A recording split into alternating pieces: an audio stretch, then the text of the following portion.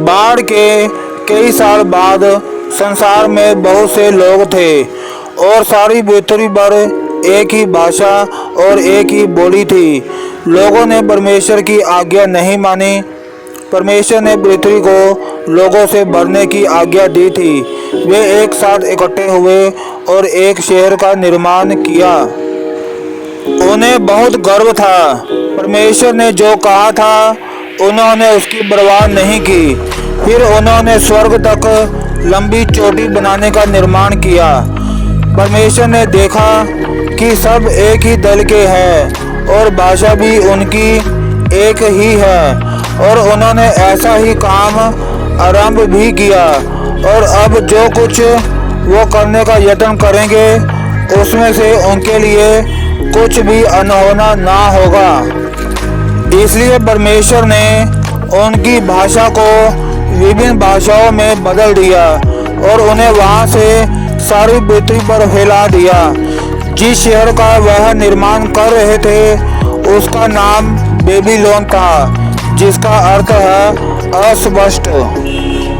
सैकड़ों वर्षों के बाद परमेश्वर ने एक मनुष्य से बात की जिसका नाम अब्राम था। परमेश्वर ने अब्राम से कहा कि अपने देश और अपने परिवार और अपने पिता के घर को छोड़कर उस देश में चला जा जो मैं तुझे दिखाऊंगा। परमेश्वर के वचन के अनुसार अब्राम चला।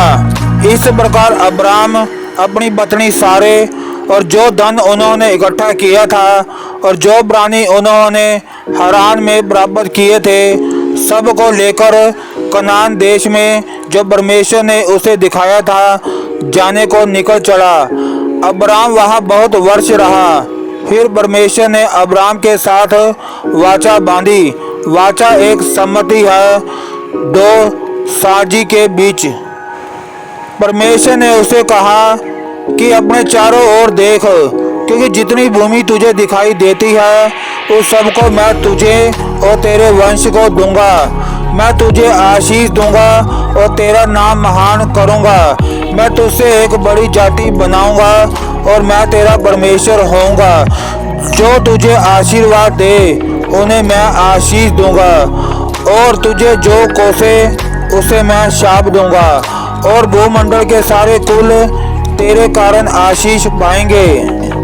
परमेश्वर ने अब्राम से कहा कि तुम में से एक एक पुरुष का खतना हो। जो वाचा मेरे और तुम्हारे बीच में है उसका यही चिन्ह होगा। और अब्राम ने आज्ञा मानी। अब्राम ने परमेश्वर की वाचा पर विश्वास किया। परमेश्वर ने घोषित किया कि अब्राम धर्मी है, क्योंकि उसने परमेश्वर की वाचा पर विश्वास किया है। परंतु एक समस्या थी।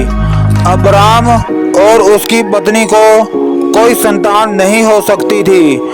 इसलिए यह असंभव था कि अब्राम बहुत जातियों का पिता बन पाता। लेकिन उन्होंने धीरज रखा और उस वायदे पर जो परमेश्वर ने उनसे किया था विश्वास किया। एक दिन अब्राम मलिकीसिदक परमेश्वर के परम प्रधान याजक से मिला। मलिकीसिदक ने अब्राम को यह आशीर्वाद दिया, परम प्रधान ईश्वर की ओर से, जो आकाश और पृथ्वी का अधिकारी है, तू धन्य हो। तब अब्राम ने उसको सब वस्तुओं का दशमांश दिया। आमीन। हमारे प्यारे स्वर्गीय पिता परमेश्वर जी और उनके प्यारे पुत्र प्रभु यीशु मसीह जी आप सभी को बहुत आयत से आशीष दे। आमीन फिर आमीन।